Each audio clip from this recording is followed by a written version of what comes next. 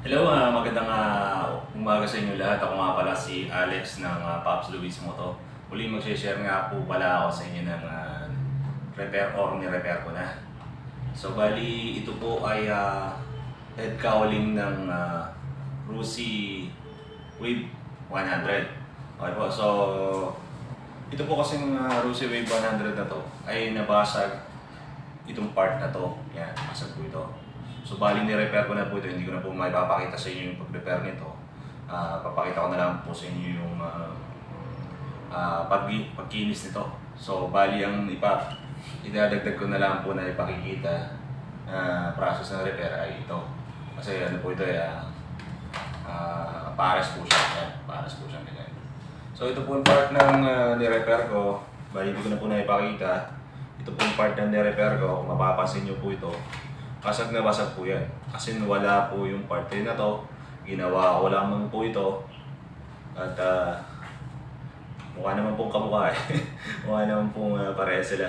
Okay, so pinilit ko po kasi makakopya yung portion na nawawala. Nawawala po ito. Galing lamang po ito sa ibang kaha ng Wave 100. So ito po yung ginamit ko na parte. So pakikita ko sa inyo yung mga ni-repair kong part na ito. Yan.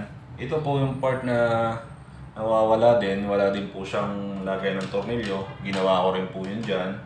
Yung dito, sira rin po yung dito. Yung dito wala rin. Bali tatlo po siyang nawawala din yung parte. Yan. Yan. Bali po makikita yung klase na pagkaka-repair. Yan. Dito po may mga repair dito. Para po ba pagtugtong-tugtong ko yung kaha dito, ilagyan ko rin po siya ng parang huka dito, hukay, kasi katulad nito, ay meron po siya. So ginaya ko pong pilit. So ito, wala din po yan. Aayusin ko pa po yung parte na yun. Bali, ang kulang na lamang po nito ay liha. Lilihahin ko na lamang po ito, plus pipinturahan, tapos okay na po nun. Okay? So, kaya kung mapapansin ninyo, pangit pa siyang tingnan kasi bare pa nga po siya. Balik kikinisin ko pa po yan. Kung meron pang pong kulang, ayusin ko pa po katulad po nito. Yan. Ito. Yung lagay ng tornilyuhan, hindi ko pa po nagawa dito sa kabila. Ayan. Hindi ko pa po nagawa ito. Gagawin ko rin po yan para dito sa part na to. So ayusin ko pa po yan. Ayan, lalagyan ko pa po ng lagay ng tornilyuhan. So ulitin ko po, yung part na to, basag po yan po. Mawawala po yan, mawawala. So, hindi ko po na i-video. Ngayon, ito naman po part na to. Ibig sabihin yung kapares niya. Pakita ko po sa inyo. Pakita ko lang po yung lapat niya. Ayan. Okay. So, ayan.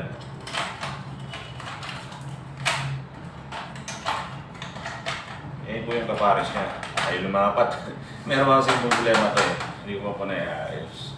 So, yan po yung mga i-repair ko. Tulad po nito. I-repair ko po yung part na yan.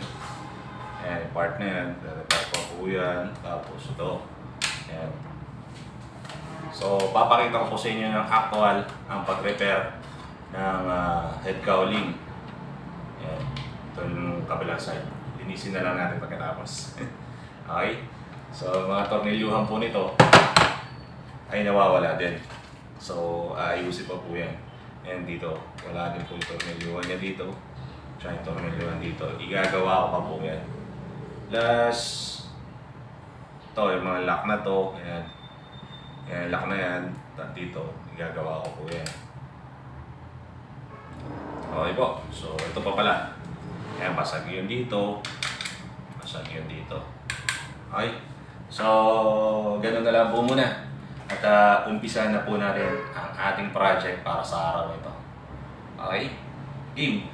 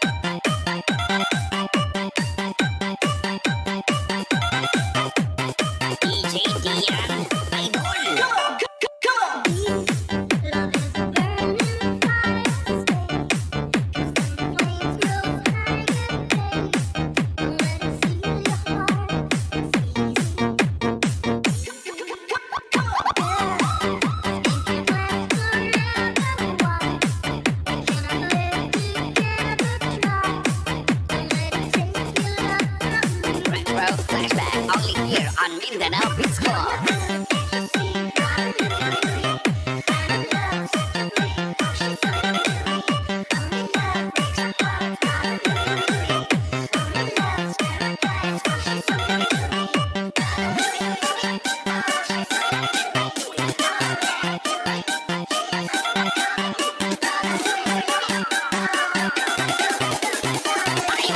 Party sa Mindanao Beats Club.